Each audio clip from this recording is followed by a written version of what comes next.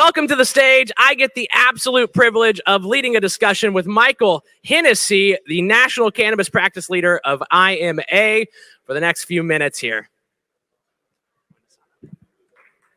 Yeah, give him a warm round of applause.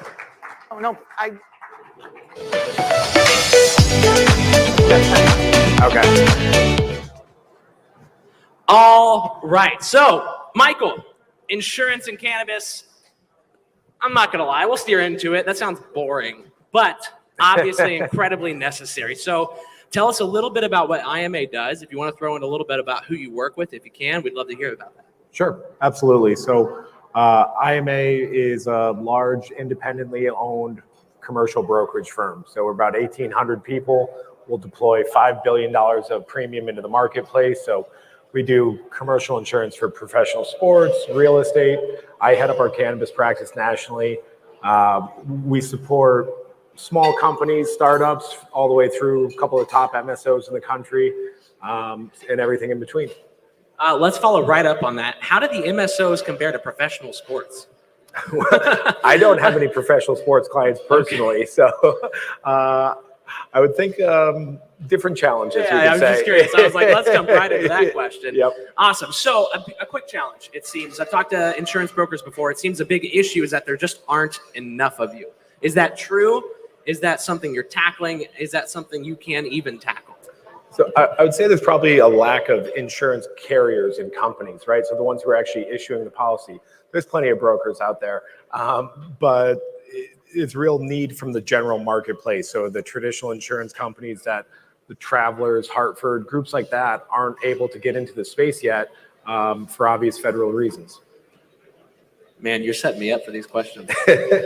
So federal, we've talked about it for the last day and a half, right? We've had some wonderful conversations from Congress people, from those who are part of the capital flow in this industry.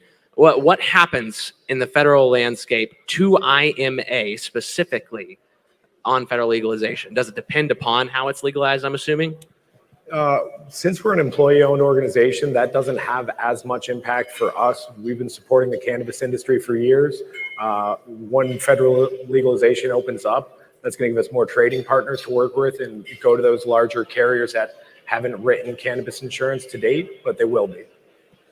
Fantastic. So you are looking forward to it, it sounds like. It is. I think it'll make a big difference in the industry, but for the time being, got to make lemonade type thing, right? So we really try and stress the fact that insurance applications are binding contracts, right? They're warranted statements that turn to binding contracts. So for a lot of investors, executives out there, it's important to actually read what you're getting from a coverage, not just a piece of paper, because sometimes people do end up just putting out pieces of paper with a name on it, and there's not actually a whole lot of coverage behind it. So can't stress that enough. So we have a lot of investors here, I assume. I think so. So with the investors we have in the audience, right? Let's answer this in two parts, because retail investors don't necessarily have the same resources that institutional and accredited do. With access to the companies. How does an individual investor or somebody new to the space go about understanding, the insurance situation of cannabis and, looking at what's important for investors to know? Yeah, so especially for investors, a management liability, the director's officer's policy is really important. I encourage people all the time, ask, what am I not covered for? People always assume I've got insurance, I'm covered for it. And these can be, 150-page policies, right? So there's a lot of nuanced language in there, what you're covered for, where you're not, where exclusions, where there's carve-backs. It might say you're covered for something, and on page, 78, it says excluded in fine print. So really encourage people to ask, what am I not covered for? How would this react in an event of a claim? Take the time, press your broker. When we have an opportunity or an engaged client or investor, those are the best people to work with, right? You want people who are curious, want to learn, rather than more of a transactional relationship. When that is the case, that's when things go wrong down the road, right? A claim happens. Well, this application was wrong. You said you had, sprinklers. Well, there weren't sprinklers, as an example. But so really encourage people to press their broker and find out, what am I not covered for? And that's okay. There's certain things that insurance might not cover, but it's important for owners and operators to understand where they're taking on their own risk. Let's talk directly to the small businesses here. Let's talk about the importance of what you do in this space. It's probably self-explanatory, but sometimes that needs to be said. But also, how did they go about, outside of asking what am I not covered for, how do they go about figuring out what's the best provider and what's best for them as a business?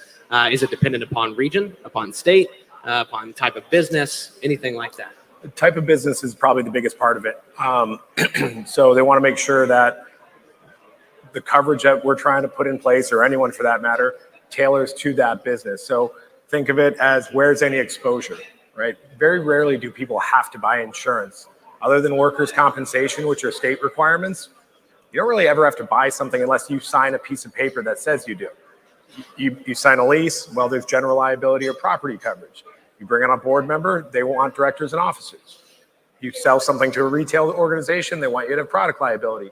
So it's kind of understanding things, almost doing an audit of your operations, and then having a conversation with somebody with, what are we actually exposed for, which is okay, just making sure you understand it. How do you transfer that liability? So think of it as transferring risk through a contract that just happens to be an insurance policy.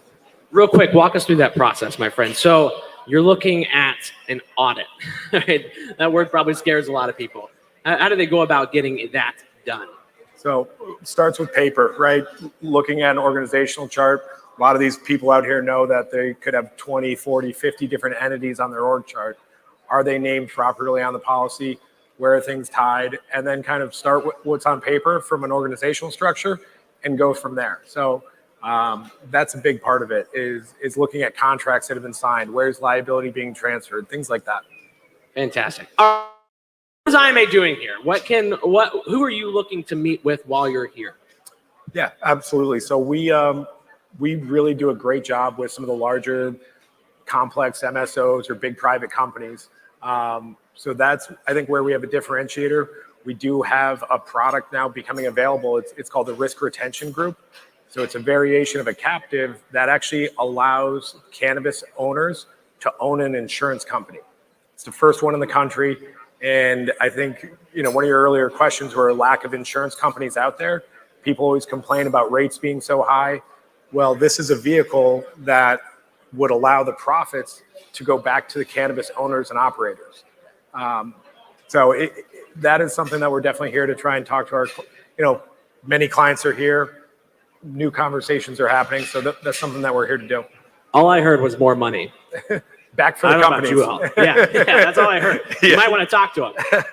Yeah, I heard a clap. Yeah, not bad. Michael, we have a couple minutes left. If there are any questions from the audience, we have a time to take them. That being said, where can they reach you? What's the best process to start? Should they come to you already audited, or should they come to you from the beginning? Yeah, that audit process is something we run internally. So I often get reached out, just people on LinkedIn, network, clients, friends of clients, peers, friendly competitors. So LinkedIn through our website is a great place to start. And then just engaging in an open conversation. It takes time, but once it's done the first time, it's much more easy to maintain year over year rather than turning a cargo ship rather than a jet ski.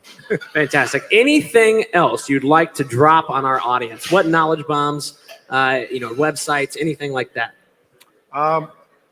The risk retention group that I mentioned is CLIC, CLIC. I encourage people to check that out. Our company's website or my LinkedIn page, and connect there. I think that's a great place to start a conversation. Awesome. Everybody give it up for Michael Hennessey. He's the head of cannabis practice for IMA Insurance. A pleasure to have you up here.